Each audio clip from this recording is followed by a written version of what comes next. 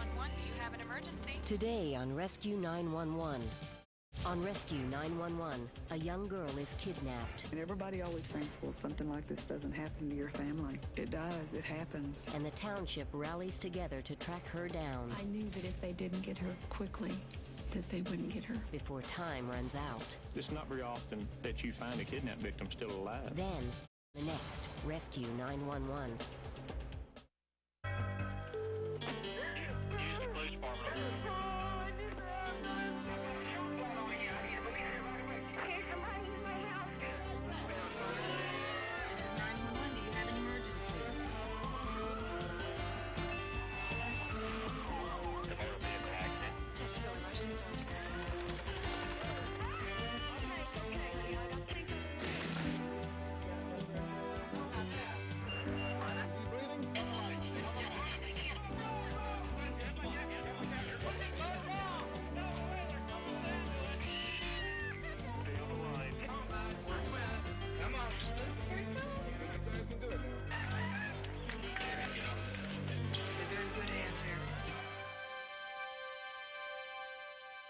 It was shortly before noon on Sunday, April 16th, 1989, outside Tyler, Texas. Stacy Henderson and her 6-year-old friend Joshua Oliver had walked down the road to return a video game to a neighbor. They were just a few hundred yards from Stacy's house when the unthinkable happened. I'm scared it might happen to me, so I just started running back because if I didn't start walking, he might have got out of the car and grabbed me too. I ran to Dee's house. He was out of breath, and we weren't really understanding what he was saying. And then for some reason, it just hit me that Stacy had been kidnapped. Mama! How do you know? Where? After he got his breath back, he was able to tell us it was a white man with brown bushy hair, and it was a big brown car. It was bigger than his mother's. Immediately, Dee Mullins went to look for her 7-year-old sister, Stacy, while their adoptive mother, Velma Henderson, went to call for help. 911, what is your emergency, please? Dispatcher Tammy Macklin took the call. Okay, what is your name? The first call I got was from Mrs. Henderson. She couldn't give me very many details because there was a 5-year-old with her daughter when she was kidnapped, and he was the one they were getting their information from. It was real sketchy. A white male? I was scared to death if they waited, he would be so gone we couldn't get him. Time makes all the difference in the world on a call like this. Miss Henderson, I'll have a deputy out. 642. Well, I was working a section of that county on that Sunday morning, 15 to 20 miles away from the location where Stacy was kidnapped at. Deputy Stephen Dunklin headed to the scene. Several years back, had a girl get kidnapped out of a church, and they found her dead later on.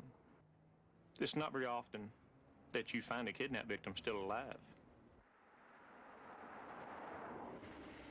Dee went to the Alsha's house, where Stacy had been headed, to see if she was there. I was hoping that it was just all a bad joke and, she was down there. Lois! Lois! And I asked her, I said, is Stacy here? And she said no. And I said, oh, my God, somebody's grabbed her. I think that's whenever I panicked. Oh, God, this is real. This isn't a joke. Some nutcase has got her. It's my baby sister. Jack and Lois Alsha immediately went to see if they could help.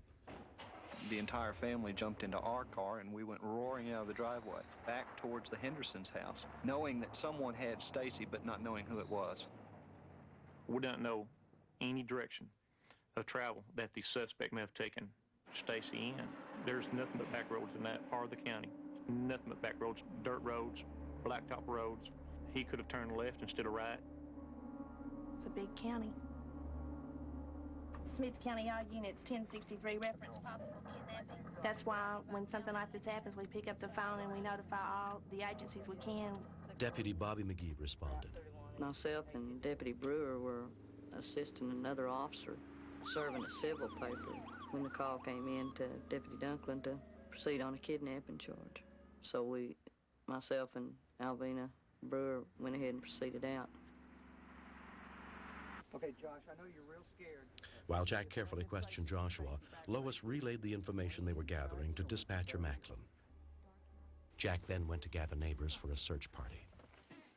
I knew that if they didn't get her quickly, that they wouldn't get her, that they wouldn't find her not alive.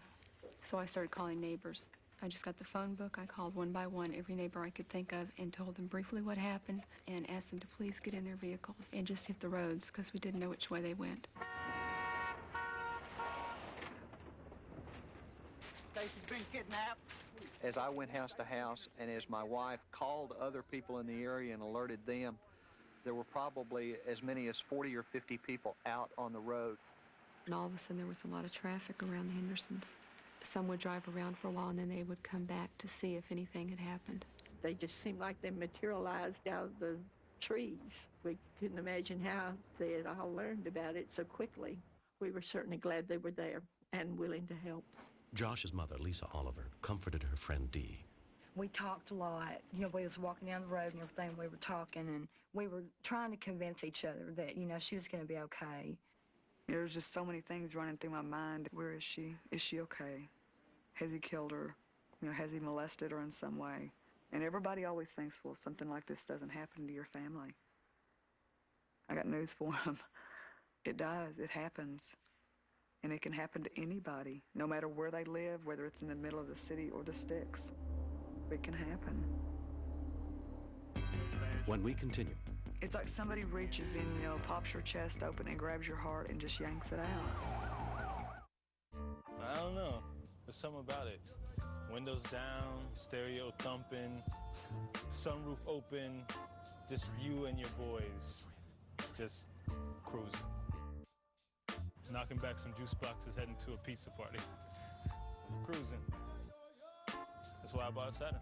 The class-leading 250 horsepower Saturn Vue Redline. Now get a 2005 Saturn Vue Redline with 0% APR financing and $1,000 toward your down payment. See your retailer for details.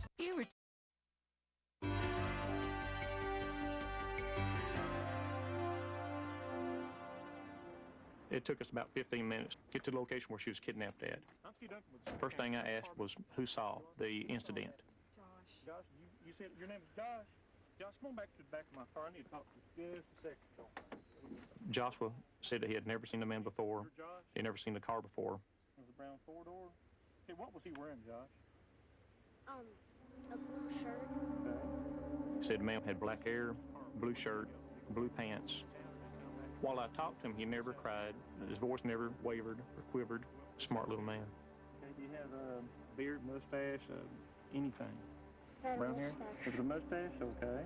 He had hair on his face like he hadn't shaved for a few days. Okay. His hands and fingernails were dirty. Real dirty, like dirt and grease? Okay. Okay. Let me go put that on the radio.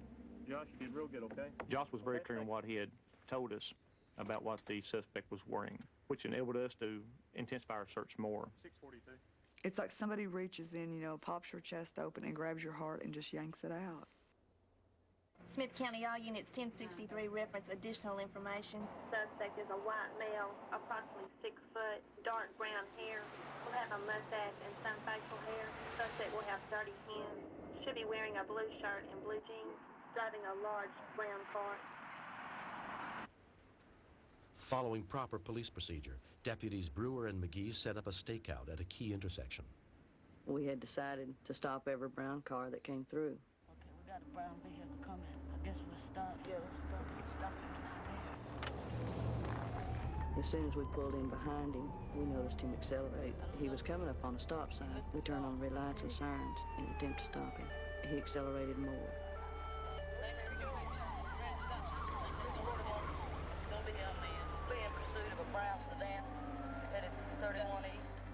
He went about 2/10 of a mile and he turned again at a very high rate of speed, and so he was making a triangle. 641 Smith County will be headed south on 211.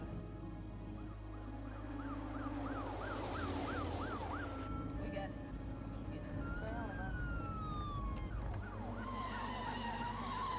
He missed the turn, and we could see him headed toward the ditch, and he couldn't go anywhere else. He was stuck there. Get out of the car! Hey, get out of the car now! Miss Anderson, they've located the car. Dee and her friend followed the deputy sheriffs to the scene. Me and Dee, we kept telling each other, you know, she's all right. You know, they got her, but we were real scared to death. I did not see Stacy anywhere near the car. The first thing crossed my mind was that Stacy was dead or hurt. I walked up and asked Deputy McGee, where was Stacy? Deputy McGee told me she was in the patrol car, in Deputy McGee's patrol car. I went over there and asked Stacy if she was all right. I picked her in my arms and held her.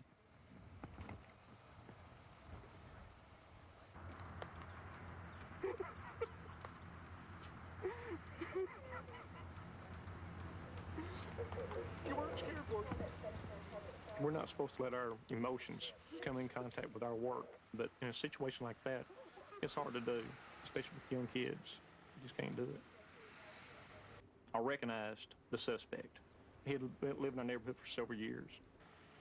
I have a girl that's back then was 6 years old, and knowing that this suspect lived in the same neighborhood as my family really got to me, because it could have been my girl that was kidnapped. It was hard. It was really hard.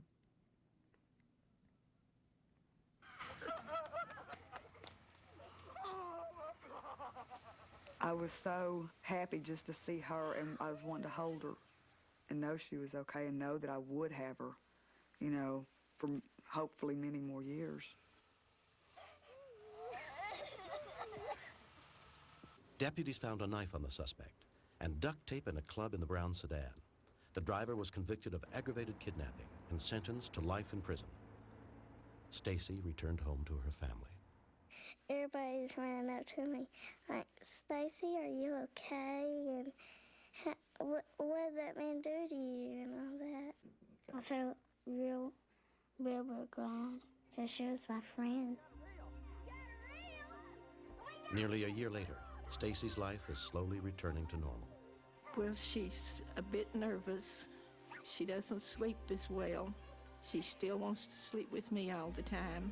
She doesn't like to go to play with anybody. She wants them to come to the house. Doesn't like to talk about the kidnapping. Still upsets her, but she's loosening up a whole lot. Josh is a hero to me because he ran back to my parents and told my parents so the police could arrest this man.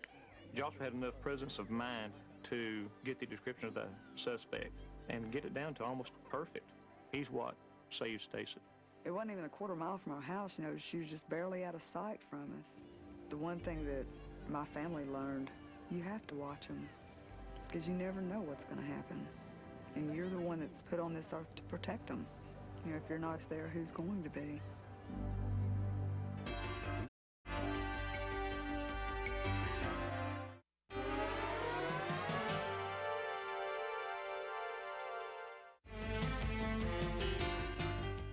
Next, step inside the command center where the calls for help are answered and meet the real-life heroes who save lives. Stay tuned for another episode of Rescue 911. Next on Discovery Health Channel. Real life, medicine, miracles. Mr. Shapiro, step out of the car, please.